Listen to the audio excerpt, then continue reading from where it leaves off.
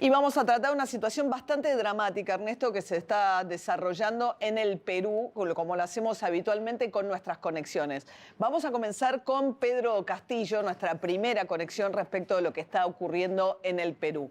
Pedro Castillo, al cabo de un año y medio, un gobierno bastante errático, el 7 de diciembre anunciaba muy inesperadamente el cierre del Congreso y el inicio de un gobierno de excepción. Tomamos la decisión de establecer un gobierno de excepción orientado a restablecer el Estado de Derecho y la democracia, a cuyo efecto se dictan las siguientes medidas: disolver temporalmente el Congreso de la República e instaurar un gobierno de emergencia excepcional. Un presidente, habrás notado, con el pulso tembloroso, que tomaba esta medida justo cuando el gobierno se disponía, el Congreso del Perú se disponía por tercera vez en apenas un año y medio a votar una vacancia, a ver si lograba reunir el número necesario de votos como para destituir a Castillo. Así explicaba la medida Castillo. Llevamos más de 16 meses de continua y obcecada campaña de ataque sin cuartel a la institución presidencial. La única agenda del Congreso, desde el 29 de julio de 2021, en que juramenté el cargo de presidente de la República, ha sido y es la vacancia presidencial. Bien, esta decisión tomó tan por sorpresa incluso a los propios integrantes del gabinete de Castillo. Una seguidilla de tweets criticando de los propios ministros a Castillo, ¿no? Empezaron a renunciar porque consideraban que era una decisión que alteraba el orden constitucional, que rompía con las normas del sistema democrático republicano, con lo cual rápidamente Castillo se queda sin ningún poder y sin gabinete. Y esta fue una manifestación más de un gobierno realmente muy errático, que había arrancado como un gobierno excepcional para lo que era la historia del Perú por el origen campesino, el Perú profundo. Era realmente un presidente distinto en términos de su origen y que llegaba además por afuera del sistema de partidos cuando juraba Castillo en la presidencia. Juro por Dios y por la patria desempeñar fielmente el cargo de presidente constitucional de la República del Perú por encargo del pueblo peruano. Bien, nunca hizo pie realmente por los pedidos de vacancia y también por la sucesión de renuncias y recambios de gabinete. En un año cambió 4 veces completamente el gobierno, cambió la orientación ideológica de su gobierno Castillo, que bueno, fue tan breve como errática su presidencia.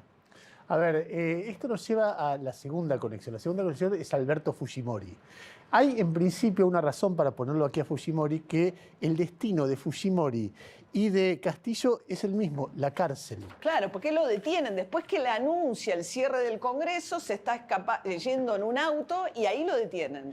Antes de ser detenido, de todas maneras, Castillo pidió asilo al gobierno de México. Así lo aclaraba Andrés Manuel López Obrador, el actual presidente mexicano. Habló aquí a la oficina para que me avisaran de que iba hacia la embajada,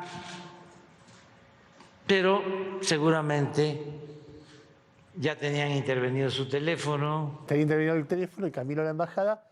Castillo finalmente fue detenido. Castillo llegó al poder compitiendo con Keiko Fujimori, la hija del presidente que acabo de mencionar, que terminó en la misma celda que Castillo, en la misma cárcel que Castillo. Acá Keiko Fujimori lo denunciaba por comunista. Acá una de las escenas del debate entre Castillo y la hija de Fujimori. Yo para ser candidato he solicitado licencia de mi trabajo y otros para estar aquí tienen permiso del Poder Judicial. Así es que no se siga corriendo y esperamos que su equipo el día de mañana acepte los 4 debates y no nos siga poniendo excusas. A ver, de cualquier manera, Fujimori y Castillo tienen algo en común. Los dos tuvieron un conflicto con el Congreso, solamente a diferencia de Castillo, Fujimori logró cerrar el Congreso y por eso pudo gobernar. Es un clásico el conflicto entre Congreso y poder político, poder ejecutivo en Lima, en Perú. Y lo que vas a ver es un tape de 1992 cuando Fujimori anuncia lo que logra hacer con éxito y lo que muchos años después, diría 30 años exactos, trata de hacer Castillo sin éxito. Míralo Fujimori. Disolver temporalmente el Congreso de la República hasta la aprobación de una nueva estructura orgánica del Poder Legislativo, la que se aprobará mediante un plebiscito nacional. Decíamos, Ernesto, que ahora están en la misma cárcel, ¿no? Castillo y Fujimori.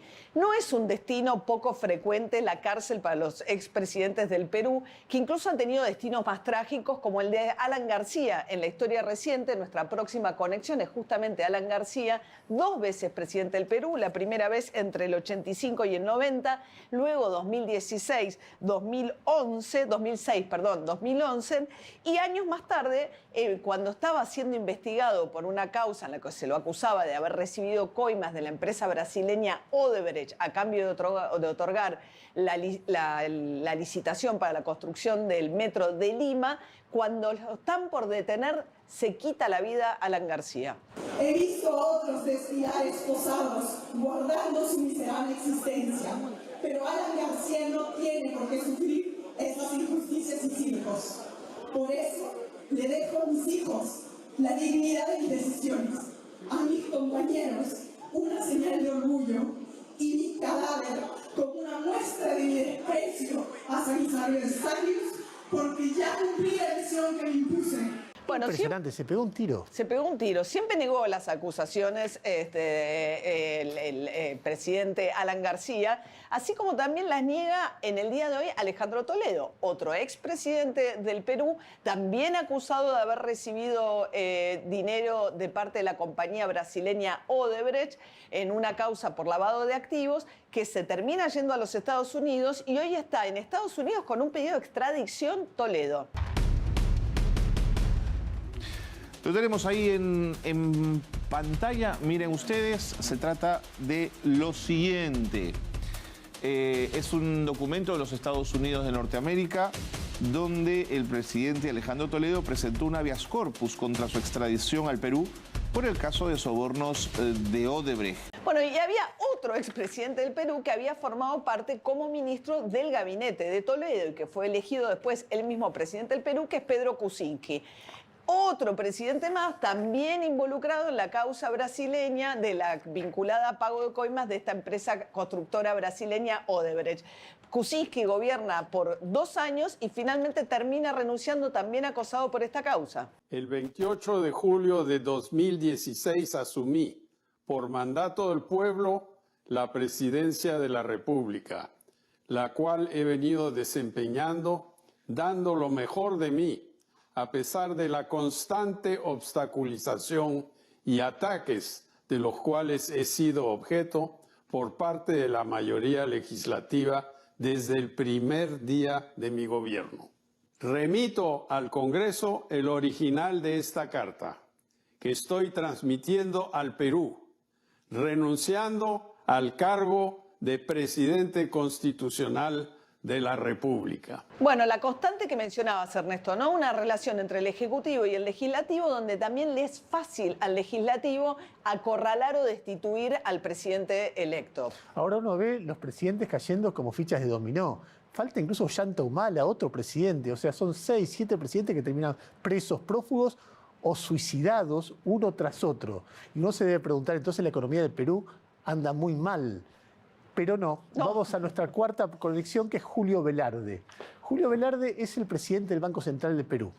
Está a cargo de esa función hace 15 años. Mientras los presidentes caen, él sucede a todos los presidentes. Él sobrevive a todos los presidentes y cada uno que asume es confirmado por el nuevo presidente. Su primer logro de 2006 fue lograr bajar paulativamente, pero sostenidamente, la inflación, y así lo explica el mismo Velarde. Creo que hemos tenido suerte, incluso cuando estabilizamos usando realmente tipo de cambio flexible. No era la moda era tipo de cambio fijo. Inclusive en ese momento, asesores que venían al Perú en ese momento, como Ruder Dombus, querían dolarizar, que hubiera sido el desastre mayor realmente para la economía peruana, ¿no?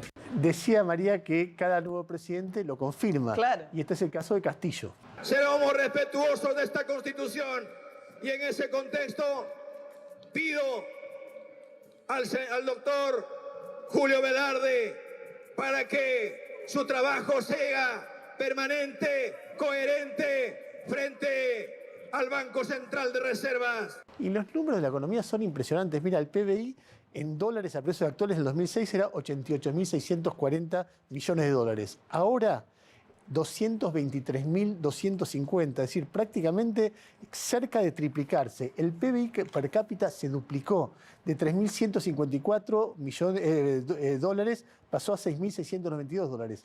La inflación en el 2006 fue de 2%, o sea, bajó abruptamente, y actualmente es de 4%, el 2021 fue 4,3%, influida por el crecimiento de los precios internacionales producto de la guerra. ¿Cuánto? 4,3%, menos que la inflación de Argentina este mes. En un mes. Argentina tiene en un mes más inflación que Perú en un año entero. O sea que lo que uno ve es como la rareza de que ante semejante descalabro político, el gobierno de la economía pasa por otro lado, no por la política, y preserva la economía de este desastre. Claro, ¿no? La autonomía del Banco Central y su estabilidad preserva de incluso la situación actual, que realmente es muy dramática, que esto nos lleva a nuestra próxima conexión, que es Dina Boluarte, quien era la vicepresidenta del presidente Castillo y asumió, siguiendo la sucesión constitucional, la presidencia de esta manera. Asumo el cargo de presidenta constitucional de la República, siendo consciente de la enorme responsabilidad que me toca, y mi primera invocación, como no podía ser de otra manera, es convocar a la más amplia unidad de todas y todos los peruanos. Igual era una circunstancia traumática y sin embargo pasaban cosas raras porque la nueva presidenta salió a bailar a la calle, por ejemplo.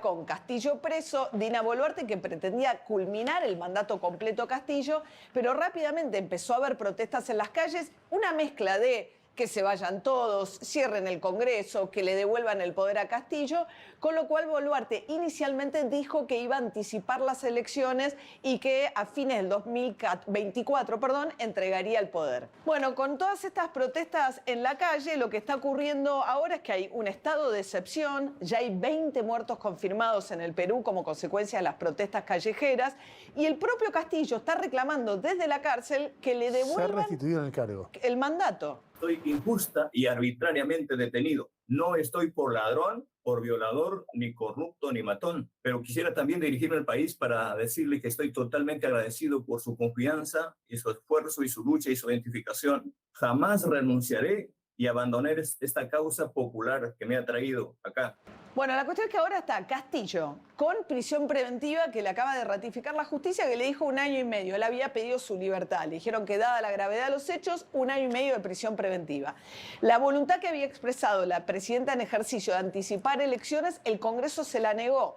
Siguen las protestas en la calle y el debate acerca de si fue debidamente destituido Castillo porque hizo una medida inconstitucional al pretender disolver el Congreso por decreto y gobernar por excepción, y si realmente la sucesión de Dina Boluarte es legítima o no. Lo que están, además hay diferencias también en los posicionamientos de los distintos países latinoamericanos respecto de reconocer o no el nuevo... O al Congreso o a Castillo, ¿no? O el nuevo gobierno de Dina Boluarte, o reclamar por el respeto a la voluntad popular para que termine el mandato. México, Bolivia, Colombia, Argentina respaldaron a Castillo. Claro, lo que pasa es que rompió el orden constitucional al pretender disolver el Congreso, además sin tener ningún apoyo político, como decías, como había tenido en su momento, y que eso además después fue materia que lo juzgaran Fujimori cuando hace el autogolpe en Perú.